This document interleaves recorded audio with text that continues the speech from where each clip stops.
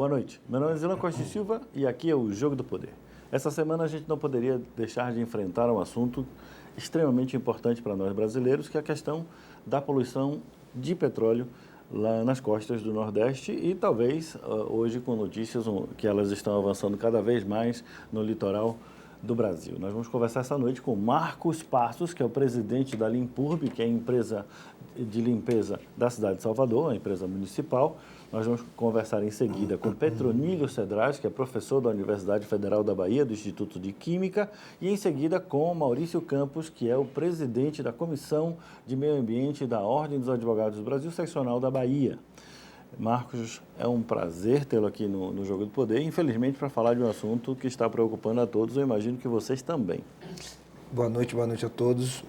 Agradeço o convite, apesar da minha rouquidão aqui, mas eu fiz questão de comparecer, porque quanto mais informações a gente passar, mais a população fica consciente e também tira um pouco desse medo que estão colocando em função do óleo nas praias de Salvador. Eu acho que, por mais que a gente saiba que é um problema, como o senhor citou, atingiu todos os 9 estados do Nordeste, são mais de 2.500 quilômetros de praia atingida, 160 municípios atingidos nesse desastre, que é considerado o maior desastre ambiental do Brasil, em termos de extensão.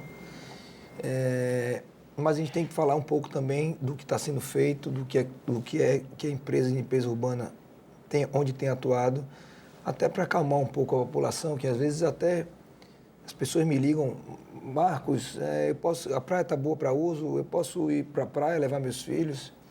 Acho que essa preocupação a gente tem que ter, informar também, até que movimenta, a gente está falando de uma economia, isso está envolvendo toda a economia a nível Nordeste.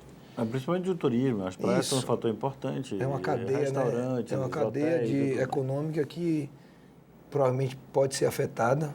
Hoje eu tive uma entrevista por uma TV aqui regional, ali perto da... Aqui pode falar tudo, viu? Aqui não tem problema nenhum. Perto da colônia de pescadores do Rio Vermelho, e eu vi o pescador dizendo que saiu isso na semana, ele conseguiu pescar 30 quilos de peixe, mas não teve para quem vender. Então a gente tem que passar, pelo menos para a população, o que está acontecendo e tirar um pouco desse medo. Eu até agora não vi nenhuma informação dos órgãos competentes proibindo o consumo desse material, dos peixes, dos crustáceos, das regiões afetadas. Até então não vi, mas a população fica amedrontada, né? Com medo, com receio. Mas, enfim, estamos aqui para tentar esclarecer um pouco e falar um pouco da nossa operação, que está desde o dia 10 de outubro, foi quando iniciou todo o processo nas praias de Salvador. Então, a gente vinha acompanhando desde o início, lá em setembro, que algumas praias do Nordeste foram atingidas e a gente acompanhava aqui, estava descendo para o sul, aqui no caso de Salvador. Vocês chegaram a montar uma equipe de acompanhamento, como se fosse assim, uma equipe de crise especialmente formada para isso? Aí a gente, vendo a situação do Nordeste, começamos a nos preparar, que caso chegasse em Salvador. Então, 2 ou 3 dias antes, quando a gente teve a notícia que tinha chegado em Praia do Forte e Arembepe, aí sim, montamos uma operação, colocamos 80 homens disponíveis para a praia e no dia 10 de outubro, às 23h30, já começamos a perceber algumas pelotas na Praia de Pitanga, que é a nossa primeira praia logo após Lauro de Freitas. Então, nos primeiros dias foi muito pouco o que a gente recolheu. Então, de uma quinta-feira até uma terça, 37 quilos apenas. Então, eram muitas pelotinhas pequenas. E na terça-feira a gente teve a infeliz surpresa, não posso dizer surpresa porque a gente sabia que poderia acontecer, mas a infeliz notícia logo cedo que 3 praias nossas foram atingidas com um volume muito grande, que foi Jardim dos Namorados, Jardim de Alá e Pituba. Apenas só na terça-feira recolhemos 35 toneladas, sendo que a maioria concentrou na praia ali do Apituba, em frente a Perini. Então, quem via de cima, eu que nunca tinha visto uma mancha de óleo pessoalmente, e não é uma coisa que a gente também já tinha trabalhado, é triste você ver uma praia, um trecho de praia pequeno, com, sei lá, 200 metros de extensão, toda ela preta, manchada de óleo. É meio aqui assustador, mas nesse dia a gente ampliou as equipes para 405 homens. Então, só na Praia da Pituba tinha 85 homens trabalhando. E, graças a Deus, conseguimos remover de imediato. Então, o prefeito estava viajando, mas ele determinou que não medíssemos esforços nem financeiros nem humanos para conter. Então, mobilizamos esses 405 homens e no dia seguinte foi que veio um volume maior, onde foram atingidos Ipitanga, Estela Maris, Praia do Flamengo, Corsário e Pedra do Sal. Aí realmente foi um volume muito grande, quase 40 toneladas na quarta-feira, na quarta-feira. Entramos, e aí que é o mais trabalhoso, porque na Pedra do Sal, o próprio nome diz, é uma praia com muitas pedras. E esse volume foi todo para cima das pedras. Então, o trabalho está sendo bem feito na parte da areia. Então, a gente recebeu alguns contatos de algumas empresas oferecendo produtos como biodegradáveis para a remoção desse material, mas até então ninguém nos forneceu nenhum certificado comprovado que seja realmente um produto biodegradável, e aí tivemos que buscar novas técnicas. Estamos usando uma técnica caseira, que é um jato de alta pressão com água e areia da praia. Então, esse jato, ele consegue fazer a remoção desse óleo que está encruado, incrustado na pedra. Então, a gente tem feito esse trabalho, as equipes estão trabalhando 24 horas, ininterruptamente. Agora, a gente teve já no mundo alguns exemplos de situação como essa. Obviamente, todos os telespectadores já ouviram falar da questão do Exxon Valdez e outros processos de limpeza, sobretudo no Canal da Mancha, que tiveram alguns naufrágios importantes, como o Prestige. Vocês recuperaram algum material desse, alguma experiência dessa para vocês? O que eu li, eu realmente não entrei a fundo na matéria, lógico que a notícia a gente conhece, mas até passado pelo os órgãos competentes, os órgãos federais, os órgãos estaduais ambientais, é que foram de formas diferentes. Lá na água, você conseguiria... Tem técnicas, eu acho que até a própria Petrobras tem técnicas de remoção desse material em água. Sim, mas esse é quando ele flutua, né? Na realidade, esse óleo é um pouco mais pesado, vem a meia água. Vem a meia água. Então, como não tem visibilidade, nenhum equipamento, pelo menos os órgãos competentes, não compete a nós falar, mas os órgãos competentes informam que não tem condições de visualizar esse material no trecho de água. E a gente só descobre quando já está. Sim, esses dois casos que eu lhe falei, tanto o Exxon Valdez quanto o do Prestige, o óleo efetivamente chegou na praia. E eles utilizaram uma série de técnicas para poder fazer a limpeza. Mas o óleo era um óleo com uma densidade menor do que a que a gente... Aí eu já não sei lhe responder, porque aí estaria entrando na área técnica. Existe uma facilidade, pelo menos é o que eu li. Mas o que importa é que, é isso que eu quero passar à população. O prefeito determinou que tivéssemos respostas imediatas. Então, a prefeitura ela tem dado resposta imediata. A gente não tem nenhuma mancha de óleo que fica na praia de um dia para o outro. Eu tenho outras perguntas que eu quero acompanhar com essa, mas a gente precisa fazer isso no próximo bloco. Tudo bem. Rapidinho, um comercialzinho, e a gente volta aqui conversando com Marcos Passos, que é o presidente da Limpurb, falando sobre os esforços de limpeza da poluição que nós estamos enfrentando aqui nas praias de Salvador. Até já.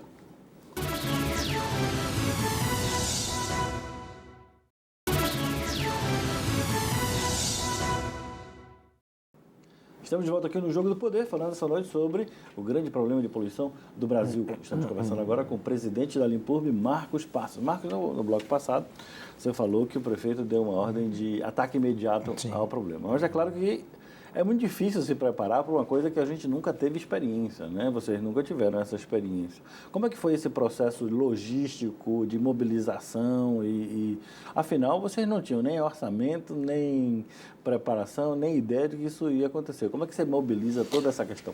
Nós já temos até no escopo do nosso contrato a operação de praia, limpeza de praia natural. Já temos homens designados para limpeza de praia e temos equipes especiais que tratam de inúmeras ações na cidade de Salvador. Varrição, capinagem, roçagem, pintura de meio-fio.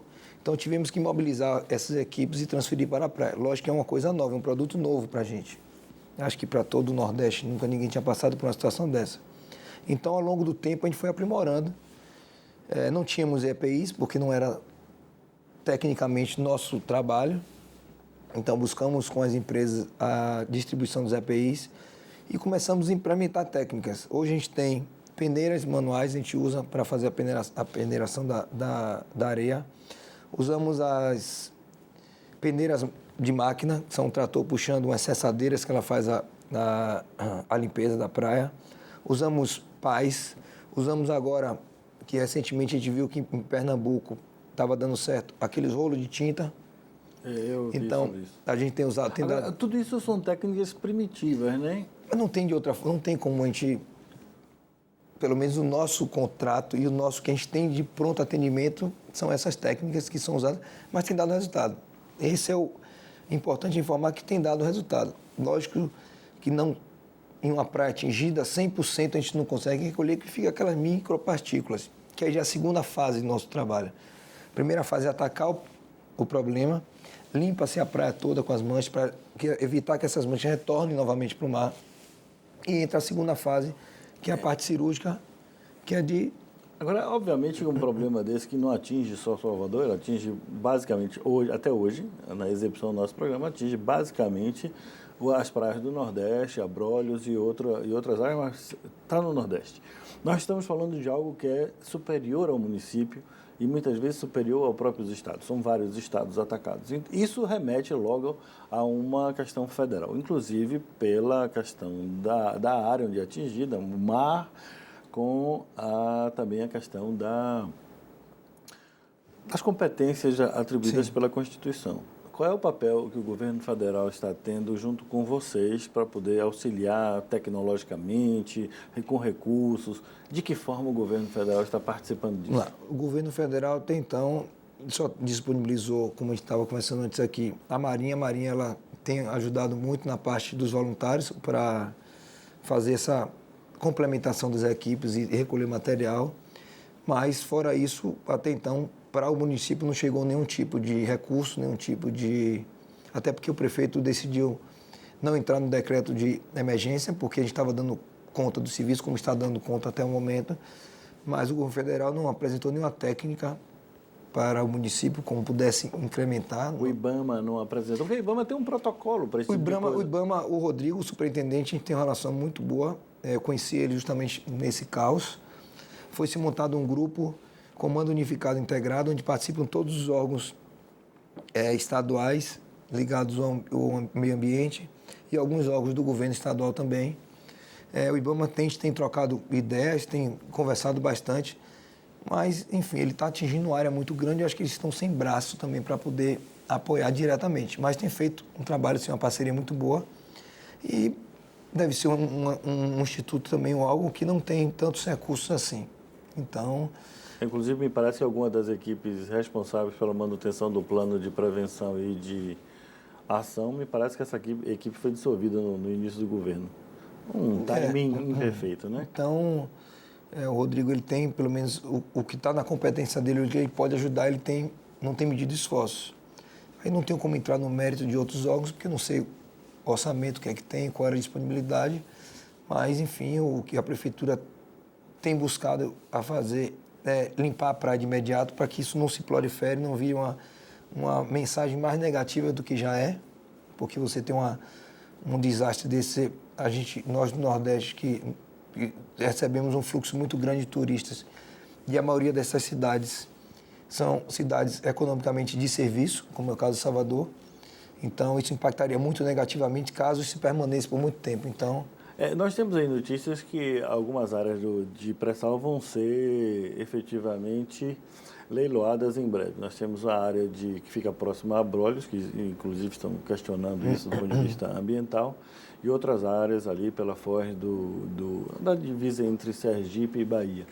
Então, a presença de poluições dessa natureza pode ser uma realidade no futuro se o desenvolvimento da indústria acontecer, pelo menos a probabilidade estatística.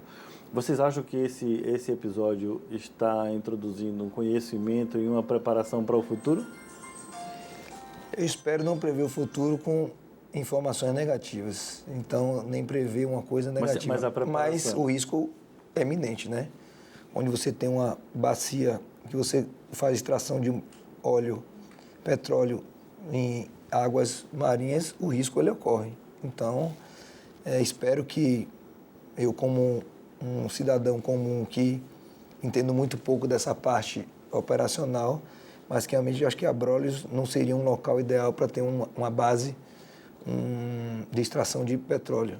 Mas espero que o governo, isso é a competência do governo federal, espero que eles analisem de forma correta e, caso seja aprovado, rezar para que não tenha nenhum desastre nessas áreas. Rezar é importante, mas é importante também agir. Vocês estarão se preparando para agir? Você acha que vai ser parte da Limpurbe agora pelo menos um plano de contingência, uma preparação? A gente pode tentar um plano, tentar fazer um planejamento, mas até porque as áreas que vão ser implementadas não estão próximas à cidade de Salvador. Então, isso envolve correntes marítimas, caso seja em Abrolhos, a tendência da corrente é levar para o sul, mas montar um plano para esse possível desastre não é nem competência nossa. A empresa de limpeza urbana é empresa de, como citei aqui, empresa de limpeza urbana que trata de limpeza e coleta de resíduos domiciliares, resíduos, enfim, mas não especificamente para retirar óleo em praia. Mas já foram chamados para isso, agora já faz parte da sua realidade de expertise. E demos resultado, expertise realmente aconteceu. Mas acho que o governo federal, caso aconteça um desastre desse, sendo proveniente do Brasil, porque até então o governo federal diz que não é proveniente do Brasil. Então, acho que agiria de uma forma até diferente, não sei. Eu não estou aqui para julgar e eu estou aqui para fazer o meu serviço e fazer com que as praias continuem limpas para que o verão chegue, que receba bastante turistas e a economia melhore. Isso que é o nosso papel. Eu gostaria de agradecer a sua presença aqui. Infelizmente, estamos chegando ao final de nosso bloco e gostaria muito de parabenizá-lo, porque efetivamente a gente vê, na realidade, que o trabalho foi efetivo. Quando tem que criticar, a gente critica. Mas quando tem que elogiar, a gente tem que elogiar também. Meus parabéns pelo trabalho que vocês desenvolveram. Obrigado. A crítica, para todo gestor público, a crítica é normal. Eu acho que com a crítica a gente cresce, que a gente sabe os nossos defeitos. Mas eu tenho que parabenizar também toda a minha equipe por ter feito um trabalho. Na sexta-feira mesmo, minha equipe ficou até 3 horas da manhã ali no Rio Vermelho. Tiramos 1,3 toneladas até as 3 da manhã, justamente para dar essa resposta imediata, para não ter que esse material retorne. Então, a gente está sem horário para trabalhar as equipes 24 horas. Vocês estão vendo minha rouquidão aqui. Eu tenho uma semana gripado, acho que de tanto sol que eu tomei esses dias, que eu fui para campo e passei praticamente todos os dias nas praias, visitando, até dando uma força à equipe, porque o trabalho não é fácil. E acho que a prefeitura toda está de parabéns, não é só a Limpurbe, acho que a prefeitura toda está de parabéns, está empenhada para resolver, pelo menos o que compete a nós aqui na faixa de terra. De qualquer forma, muito obrigado. Obrigado a você. Voltaremos logo depois dessas mensagens comerciais, conversando com Petronílio Cedrais, que é da Universidade Federal da Bahia, do Instituto de Química, e que tem algumas novidades para a gente apresentar aqui no nosso programa. Até já.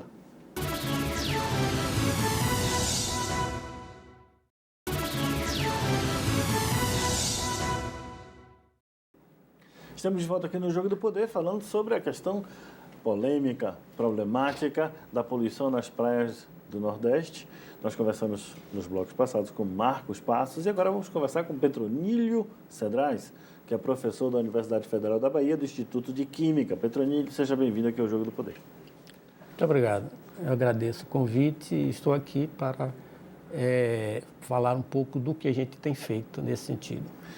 Veja, não seria, assim, digamos assim, muito intuitivo que o Instituto de Química participasse desses esforços, mas ao mesmo tempo porque vocês estão contribuindo com coisas bastante interessantes, pelo que eu entendi. Me diga aí um pouco o que é que está acontecendo lá no Instituto, o que é que vocês estão pensando e fazendo. Na verdade, nós trabalhamos com um projeto de compostagem acelerada já há uns 2, 3 anos, onde a gente transforma o resíduo do restaurante universitário em adubo. E esse processo foi desenvolvido pela professora Zenes, é uma tecnologia nova de aceleração desse processo. Isso seria importante por quê, esse aceleramento da compostagem? Porque uma compostagem tradicional leva em torno de 120 a 140 dias, a depender da temperatura, da umidade, de alguns fatores. E o que a gente consegue transformar em adubo o resíduo de alimento em 15 dias. Com 15 dias já está pronto para uso. A vantagem principal é que esse material, sendo tratado desta forma, não traz nenhum risco em termos de proliferação de vetores. A gente trabalha diariamente, né, de segunda a sexta, e você indo lá, você não vê mosca, você não vê rato, você não vê barata, porque não tem odor nenhum de matéria em decomposição. É claro que eu não vou entrar do processo químico do que isso faz, mesmo porque eu imagino que isso vai virar aí uma tecnologia que vocês, obviamente, espero que sejam bem-sucedidos nisso. Mas qual é a ligação da aceleração da compostagem com a questão da poluição marinha que vem nas praias da Bahia? Exatamente isso. Como a gente faz essa compostagem acelerada, que é a degradação de matéria orgânica, o alimento, casca de frutas, essas coisas, a professora Zenes imaginou que, sendo também o petróleo um material orgânico, nossa tecnologia servisse também para a degradação do petróleo, desse material que está chegando às praias. E realmente a gente conseguiu um resultado que a gente acha significativo. Por quê? Porque aquele material que chega nas praias é de difícil armazenamento, porque ele é um pouco fluido, certo? Difícil, você tem que ter uma contenção, tem que colocar, mesmo naqueles sacos plásticos, quando coloca, o material ataca o plástico, fura, fica difícil armazenar. E nós transformamos em um sólido, fácil de armazenar, né? Aqui um sólido que é fácil de ser armazenado, pode ser colocado em montantes, ensacados, então muito mais fácil de ser trabalhado. Esta é a vantagem que a gente encontra em maior significativo, porque nós não sabemos ainda a composição exata, estamos trabalhando nisso para fazer a composição desse material. E, inclusive, desenvolvendo uma segunda tecnologia que fizemos hoje com outro material, que é isso aqui. Que é Posso ver esse seu material? Posso ver seu material? Pode. Esse aqui é a nova tecnologia, É né? a nova. Esse aqui é material efetivamente recolhido das praias. Isso aqui é resíduo de petróleo. Resíduo de petróleo. Aqui também. Aqui também. Que nós trabalhamos com ele, adicionamos pó de serra para ficar mais fácil de manusear e usamos os biodegradadores. Essa tecnologia da compostagem que me parece mais antiga, me parece que ela deixa isso aqui um pouco mais granulado, menos granulado, né? Mais fino e etc. E essa sua tecnologia nova, ele parece mais granulado e mais, digamos assim, porque esse daqui foi triturado depois. Foi triturado. Tá, e esse material aqui, ele é inerte? A gente ainda não tem, acreditamos que não, porque inclusive tem um odor característico aí, um pouquinho forte, e a gente... Pouquinho, né? O telespectador que não está sentindo o cheiro aqui, isso aqui não é um pouquinho, não. Pois é. Razoavelmente. Você imagina... Não é um perfume francês, eu posso lhe garantir. Com certeza. E imagine o material de origem. O material de origem é realmente um odor muito mais forte. O material de origem, segundo os especialistas e que a imprensa, nossos colegas estão anunciando, que ele é tóxico.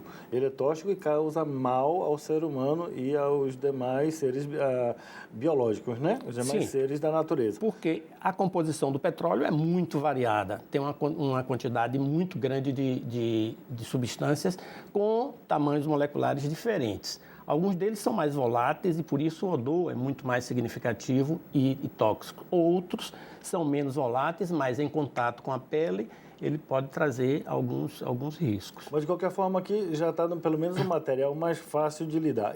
E daqui? O que acontece na próxima fase? Nós estamos trabalhando para verificar a composição disso, mas uma das coisas que a gente acha que ele pode ser utilizado é na mistura para...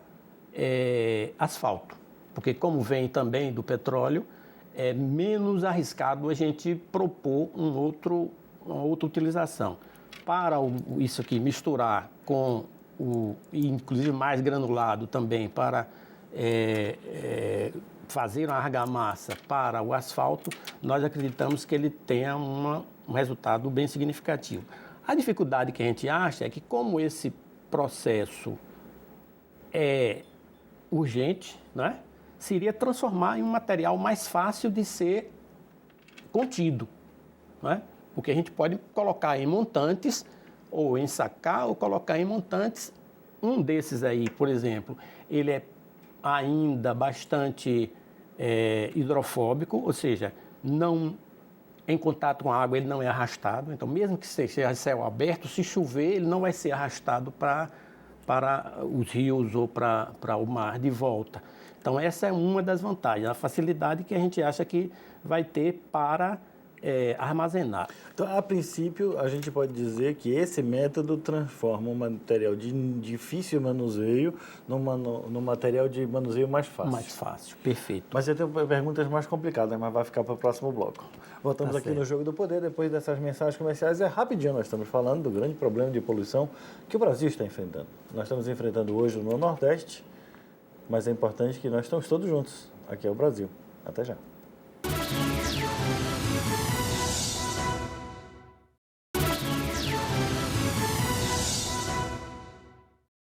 Estamos de volta aqui no Jogo do Poder, conversando com Petronílio Cedrais, que é professor do Instituto de Química da Universidade Federal da Bahia, que tem um projeto de compostagem de resíduos e que arregaçaram as mangas e estão enfrentando esse processo de poluição, sobretudo o que fazer com o material que está sendo recolhido nas praias. No bloco passado, Petronílio, a gente abordou uma série de questões, inclusive mostramos esses dois métodos de transformação desse material, né? Para alguma utilização futura. Você falou em questões de utilizar como pavimentação, mas a gente ainda não sabe se esse material é danoso ou não para a saúde e para o meio ambiente, é isso? É. Por isso que a gente prefere admitir a utilização dele como asfalto, porque sendo material do petróleo, não teria maiores problemas, porque o asfalto é também derivado do petróleo, é o resíduo do petróleo. Então, não teríamos maiores problemas. Nós estamos fazendo determinação de metais pesados, ver se tem e pode ter, para, a partir daí, ver um destino, qual o melhor destino. Como é que você faz essa análise? Eu não entendo nada de química, a não sei aquilo que eu estudei para passar no vestibular, que na minha época tinha, sim, certo? Ainda era vestibular. Exato. E lhe garanto que foi só o suficiente. A gente faz, a partir daí, a gente faz extrações com solventes orgânicos e inorgânicos e depois determina com técnicas precisas e específicas para cada tipo de material. A pergunta que não quer calar. O Instituto de Química tem todo o material que precisa com essa enxugamento de verbas e orçamento da universidade, e vocês têm dinheiro para fazer isso aí? Olha só, em termos de verba, para fazer em pequena quantidade, a gente está fazendo, porque algumas análises já são feitas no Instituto de Química em pesquisa, em outro tipo de trabalho. Então, essas determinações não é difícil a gente fazer. Mas o que a gente precisa encontrar também é com colegas de outras áreas, como, por exemplo, da Politécnica, onde a gente possa fazer o destino melhor para esse material. A gente vai fazer contato quando a gente tiver também uma quantidade mais significativa. Esse material queima, não? Nós tentamos, ele queima, mas com muito pouco poder calorífico e não alimenta a chama durante muito tempo. A não ser em temperatura, a não ser que isso aconteça em temperaturas muito altas. O dispêndio de energia é muito alto. Uma destinação possível que estão fazendo em outros estados do material recolhido diretamente é como combustível para cimento, nessas indústrias. Mas embora com pouco poder calórico. O outro com muito poder calórico, porque é o petróleo bruto. Certo. Então tem todos os componentes do petróleo, diesel, gasolina, parafínicos. E desse processo da compostagem, de transformação que vocês falam, ele deixa algum resíduo na natureza para chegar nesse estado que ele está hoje? Veja bem, no processo que nós estamos fazendo, a gente não percebe eliminação de gases que sejam tão significativamente odoríficos. Então, para a natureza, a gente acha que não traz consequências mais significativas. Esse material aí é que vai permanecer e a gente não sabe ainda qual a composição precisa. Por isso, a gente sugere a utilização no asfalto, porque, sendo o asfalto também derivado do petróleo, não teria maiores problemas. Como a cidade sempre precisa de asfalto, pode ser uma coisa interessante. Agora, adicionar. me diga uma coisa, eu queria entrar em outro... Vocês têm um projeto de compostagem já em andamento, que vocês utilizam lá no restaurante universitário da UFBA, transformando o lixo do restaurante. Como é que houve a ideia de juntar essas duas coisas e experimentar? Exatamente, porque o material que nós utilizamos é uma matéria orgânica.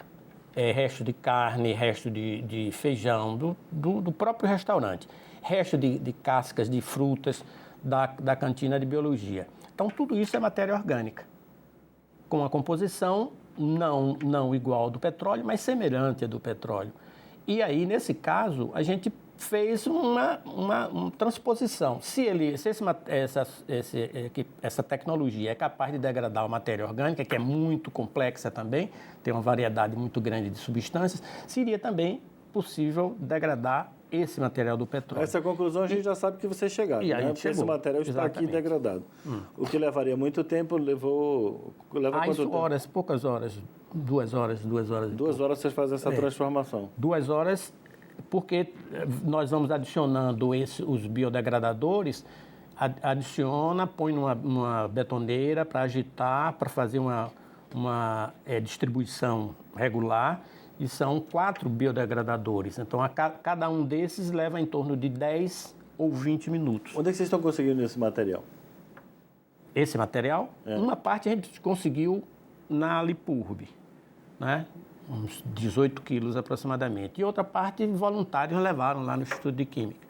Tem alguns alunos nossos que participam como voluntário e levaram um pouco para a gente. Tá, agora, qual é o objetivo de vocês? Você acha que vocês já alcançaram o objetivo de vocês ou você ainda tem passos adiante? Não. Isso aí é muito prematuro a gente afirmar qualquer coisa sobre esse material. Nós estamos começando e uma das dificuldades que a gente acha que a gente vai ter é com relação a investimento nisso. Porque qual a empresa ia querer investir em uma situação que espera-se seja passageira. Não é uma coisa que vai continuar. Então, alguém vai investir, porque nós precisaríamos, para transformar todo esse material, nós trabalhamos lá com uma betoneira de 200 litros. Então, a gente trabalha com 20, 30 quilos de cada vez. Para tratar toneladas, nós tínhamos que ter equipamentos muito maiores. Quanto custa esse processo? Relativamente barato. Nós já temos, não sabia que ia falar, nós temos já um levantamento para a produção do adubo, e na produção do adubo, 1 quilo de adubo fica em centavos. Eu não sei agora o número exatamente, mas a gente já fez esse levantamento. Fica 1 quilo de adubo fica em alguns centavos. Isso aqui é basicamente a mesma coisa? Esse é basicamente a mesma coisa, porque a proporção, a gente coloca uma proporção maior do biodegradador e, além disso, para fluidificar melhor, porque ele é muito viscoso, a gente usa uns solventes orgânicos para facilitar na primeira mistura com o pó de serragem. Obviamente, algum telespectador pode achar interessante essa ideia e querer entrar em contato com vocês. Eles entram em contato como?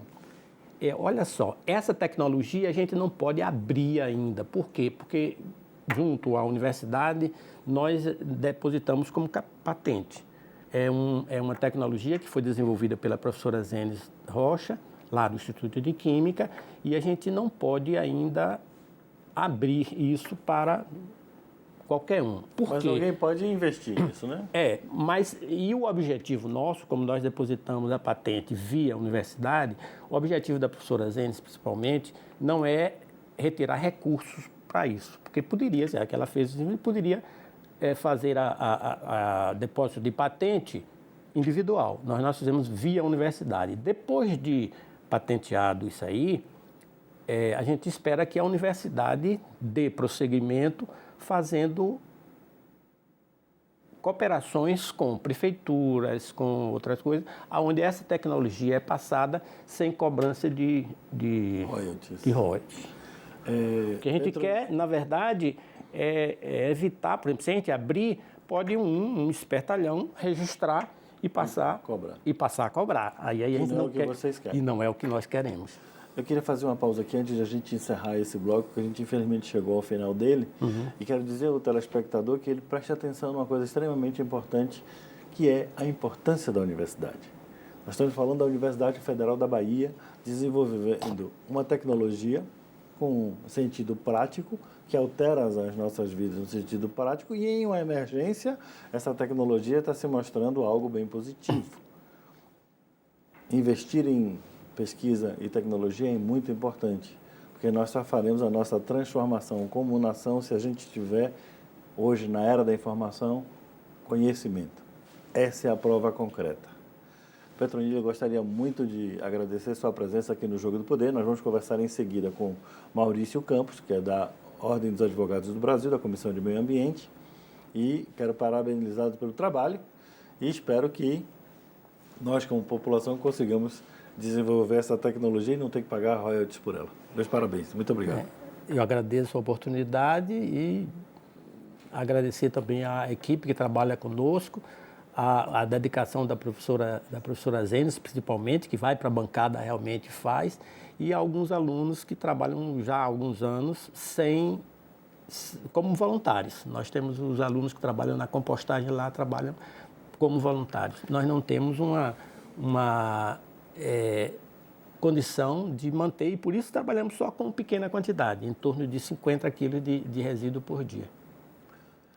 Espero que essa realidade mude. Muito obrigado. Voltamos depois dessas mensagens comerciais, mas fiquem na mente de vocês a importância da pesquisa. Até já.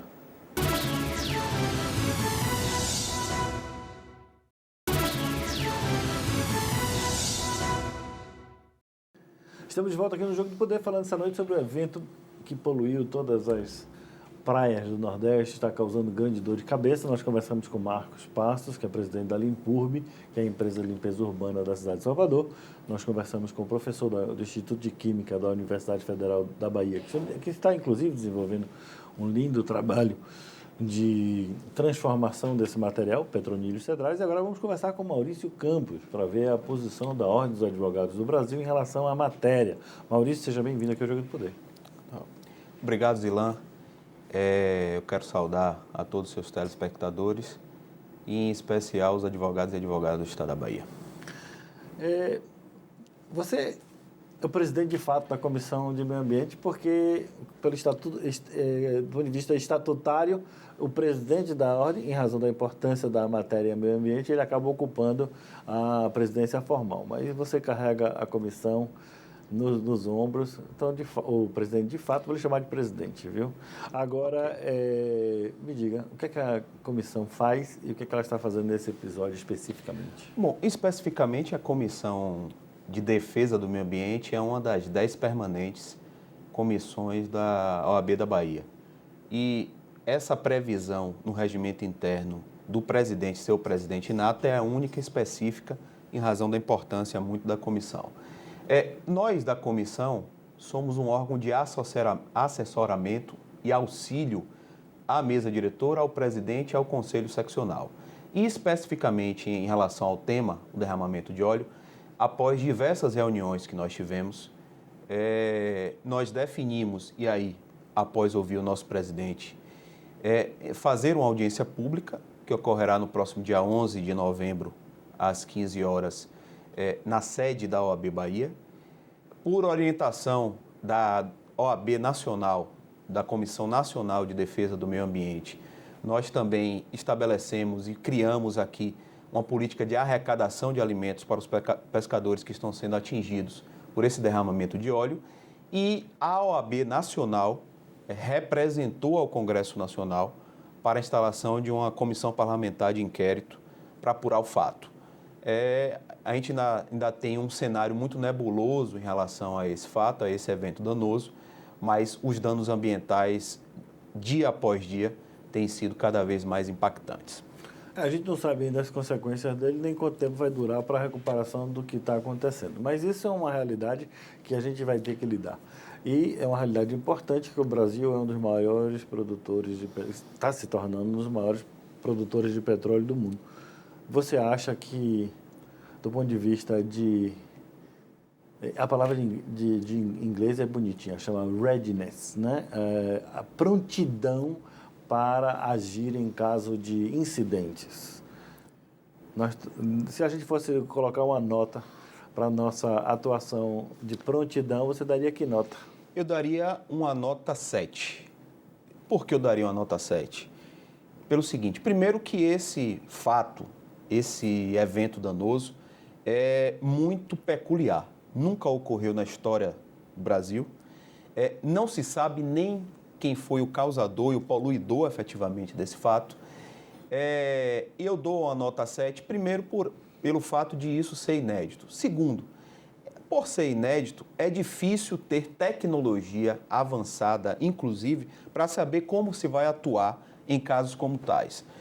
E, do ponto de vista da responsabilização, se é que é possível fazer essa responsabilização, isso vai ser feito posteriormente com contraditório e ampla defesa. Nós, da OAB, nós queremos estar ao lado das autoridades, sejam estaduais, sejam federais, para tentar minimizar esses impactos, que nós, inclusive, não sabemos qual será a extensão disso e por muito tempo. Eu acho importante o que você falou, porque a população tem a ideia de que os advogados estão se preocupando cada vez mais com processos e honorários. Obviamente, a OAB ela tem uma posição muito mais importante do que isso, porque ela tem uma função também histórica, Perfeito. Que é de proteção dos interesses da sociedade. Deixe bem claro que não é honorários e processar ninguém que a OAB quer, né? Claro, nós não queremos buscar culpados nesse momento. No último dia 1º de novembro, por exemplo, foi num artigo escrito para um jornal de grande circulação da cidade. Pode dizer aqui, não tem problema nenhum. O Jornal à Tarde, o nosso presidente Fabrício disse exatamente isso. Nós não queremos buscar culpados neste momento, queremos estar ao lado das autoridades e do povo, dos voluntários, para tentar minimizar esses impactos. Nós, neste momento, até mesmo poderíamos ser, vamos dizer assim, irresponsáveis para estar apontando o dedo e imputando culpados ou culpa para alguém. Porque a responsabilidade, neste caso, seja administrativa, seja penal, depende da comprovação desse elemento subjetivo, né? Já que efetivamente ela é subjetiva. E do ponto de vista legal, a gente tem apesar de ser inédito, ninguém pode dizer que não se pensou sobre isso. Isso. Tanto é que me parece que o governo da ex-presidente Dilma lançou um decreto onde ela estabelece uma série de protocolos, de procedimentos em casos de acidente dessa natureza. Você acha que o atual governo teve alguma dificuldade de obedecer o protocolo porque esse foi feito pela presidente anterior? Zilan, esse é o protocolo que você faz referência, é o decreto 8127 de 2013, que é o que prevê e preconiza o Plano Nacional de Contingências exatamente para incidentes como esse de derramamento de óleo. Veja bem, eu não tenho, vamos dizer assim, noção se efetivamente tem ou não algum tipo de evidência ou de intenção do governo atual em não cumprir esse decreto por ter sido editado na época do governo que foi antecedido, que foi sucedido. Nem nós temos, é só uma provocação. Eu não tenho, absolutamente não posso dizer isso. Eu acho que é muito mais por conta do ineditismo do fato, em se saber como agir nesse momento, é que efetivamente as nossas autoridades ainda estejam, vamos dizer assim, com o freio de mão puxado em relação a determinado fato. Eu gostei que você falou freio de mão puxado, é muito simpático. E eu quero saber de você, mas você não vai responder agora, você só vai responder no próximo bloco, telespectador, se houve omissão do governo federal. Voltamos já aqui no Jogo do Poder.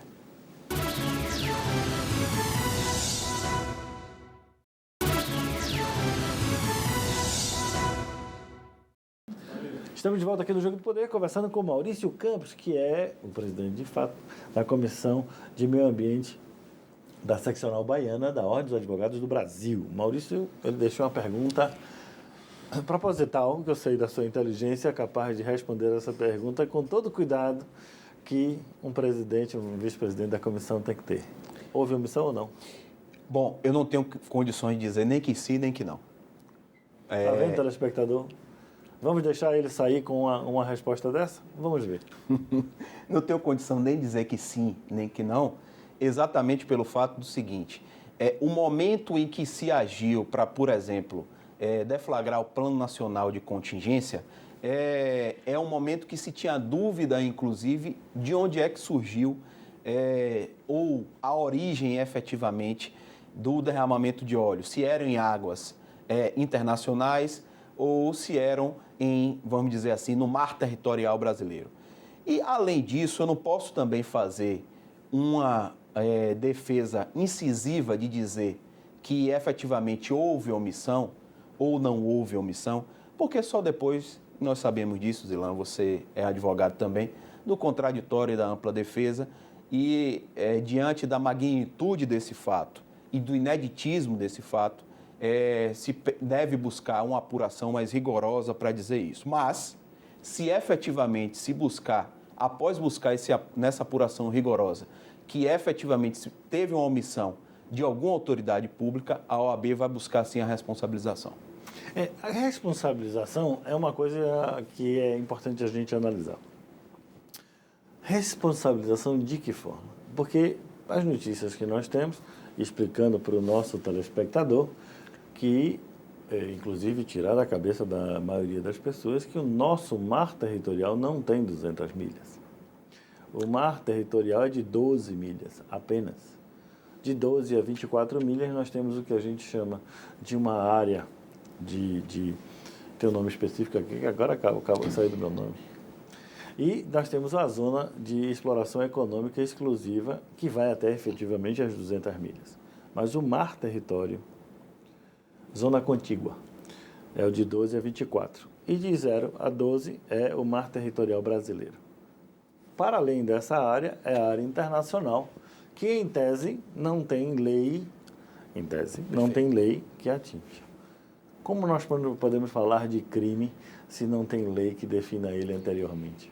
O nosso artigo 225 da Constituição Federal preconiza o dever de todo o Estado, lato sensu, em preservar o meio ambiente visando as futuras gerações. Deixa eu me interromper, mas aí essa linha de raciocínio, você vai imputar à viúva o pagamento dessas indenizações. Ou seja, nós vamos ter que pagar as indenizações como Estado? Na medida em que não se aponta, após uma apuração em que se garanta o contraditório e ampla defesa, um culpado, ou não se faça isso dentro de uma razoável duração do processo, e havendo negligência, imperícia ou imprudência do Estado em não buscar e adotar medidas que sejam mitigadoras desse dano ambiental e buscar um culpado, é possível sim, a partir desse momento, buscar uma responsabilização ou administrativa ou criminal.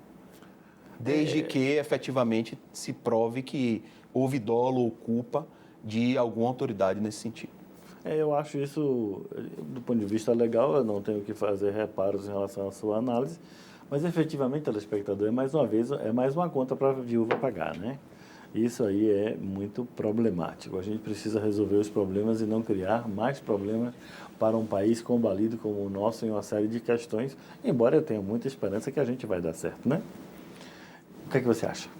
Bom, o que eu acho é o seguinte, o contribuinte brasileiro, em sendo destinatário desse problema e desse efeito da omissão do Estado, efetivamente se pode buscar posteriormente, acaso se responsabilize o Estado, lato sensu, se buscar a responsabilização de alguma autoridade nesse sentido. Mas veja bem, o Estado já liberou o seguro-defeso, já é um custo imenso. Perfeito. O Estado, nós estamos falando em algo em torno de, se eu tiver com dado incorreto, por favor, me corrija. Entre 17 e 20 mil pescadores atingidos. Perfeito. áreas ambientais com consequências que a gente não tem ainda noção, nem os impactos de longo prazo. Essa é uma conta extremamente elevada para um país como o nosso. Isso. E essas medidas estão dentro das providências a serem adotadas do Plano Nacional de Contingência. Na medida em que se ficasse completamente omisso o Estado e não adotassem essas medidas, Ilan, aí poderia sim se buscar a imputação de culpa às autoridades neste momento. Mas hoje nós já temos notícia da disponibilização de instrumentos da Marinha para fazer a busca ali no arquipélago de Abrolhos, por exemplo, da extensão da mancha de óleo para evitar que se chegue nos estuários e nos corais. Já se tem notícia de outras medidas, inclusive além da liberação do seguro-defeso, como a limpeza de praias, como a adoção de transferência de recursos a partir da edição de decretos de emergência, por exemplo, pelo Estado ou pelos municípios. A Marinha sempre me surpreende positivamente. Ela tem um corpo técnico extremamente preparado e é de uma responsabilidade impecável. Eu não poupo palavras para... Eu acompanho sempre o trabalho da Marinha e sempre tenho... Errar todo mundo pode, obviamente, mas eu não tenho notícias de nada que não mereça só aplausos até o presente momento. O que é que a gente pode... Estamos, infelizmente, chegando ao final do programa. Como última frase de encerramento, o que é que a gente pode esperar da comissão para os próximos dias? Bom, você pode esperar da comissão uma atuação ao lado e ombro a ombro com todas as autoridades e os órgãos ambientais, e todos os órgãos e todas as pessoas que estão nesse momento se sensibilizando e ajudando para tentar minimizar ao máximo os impactos que estão ocorrendo, seja na vida social, econômica ou no meio ambiente. E, além disso, a partir do momento em que haja um cenário mais concreto de quem tenha sido responsável por esse ato, a atuação enérgica da OAB enquanto órgão da sociedade civil para se buscar responsabilizar essas pessoas, esses infratores da legislação ambiental e que causaram esse grande dano a toda a costa do Nordeste brasileiro. E nós aqui do Jogo do Poder estamos à sua disposição para divulgar eventuais ações e proposições e discutir esses temas que a gente está aqui bem atento a essas questões. Meus parabéns pela sua atuação lá e muito obrigado pela sua presença aqui com a gente. Voltaremos na próxima semana com mais um assunto de seu interesse. Aqui é o Jogo do Poder. Meu nome é Zelan Costa e Silva. Obrigado pela sua audiência e pelo carinho. Até a próxima semana.